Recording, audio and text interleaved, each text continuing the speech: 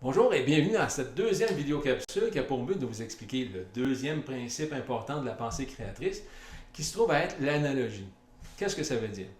Ça veut dire, en peu de mots, ce qui est à l'extérieur de vous influence l'intérieur et ce qui est à l'intérieur de vous peut influencer l'extérieur. Bon, si on rentre un peu plus en détail, si je vous donne un exemple, quand on est jeune, quand on vient au monde, on n'a pas vraiment de base, on ne se souvient pas de nos vies passées, si on veut. Okay? Donc, on vient comme une page blanche. Et cette page blanche-là, on finit par y écrire des choses basées sur ce qu'on voit, sur ce qu'on apprend, sur ce qu'on nous dit. Donc, nos parents, les éducateurs, les frères, les sœurs, les oncles, les tantes, ainsi de suite, vont forger, si on veut, notre système de croyance, notre éducation, notre perception de la vie. Donc, ce qui est à l'extérieur de nous fait en sorte qu'on est influencé par ces gens-là, par les événements extérieurs. Donc, ce qui est à l'extérieur influence notre perception, qui on devient. Et à partir de ce qu'on a acquis, mais on crée notre réalité. Donc, ce qui est à l'extérieur influence ici, et ce qu'on développe à l'intérieur va influencer notre réalité de vie.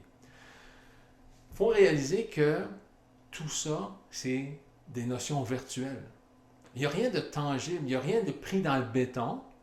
Donc, ce que vous avez appris, c'est peut-être bon, comme ça peut être aussi nuisible. Parce que si vous avez accepté, je vous donne un exemple.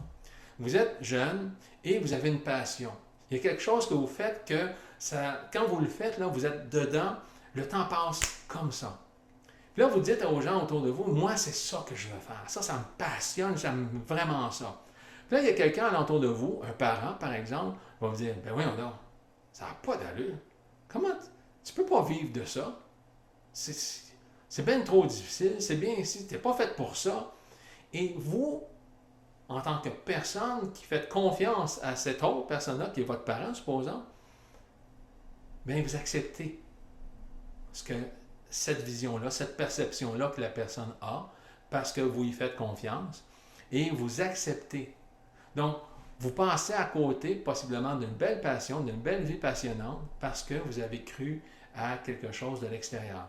Donc, en acceptant ça à l'intérieur de vous, bon, en ce moment-là, vous modifiez la raison d'être de votre venue sur Terre pour faire quelque chose que vous croyez être vrai, vous basez votre vie là-dessus, mais vous êtes désaxé parce que ce n'est pas votre passion, ce n'est pas ce qui vous anime, mais vous avez pris un chemin peut-être parallèle, mais sans être vraiment aligné.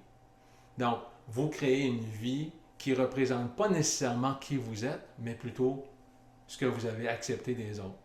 Donc, c'est ça qui est important dans ce principe-là. C'est de comprendre que l'extérieur peut vous influencer d'une certaine façon qui va faire en sorte que soit vous vous êtes aligné correctement avec qui vous êtes ou vous êtes désaxé et en ce moment-là, vous vivez plus la passion de quelqu'un d'autre ou vous vivez quelque chose qui ne vous représente pas.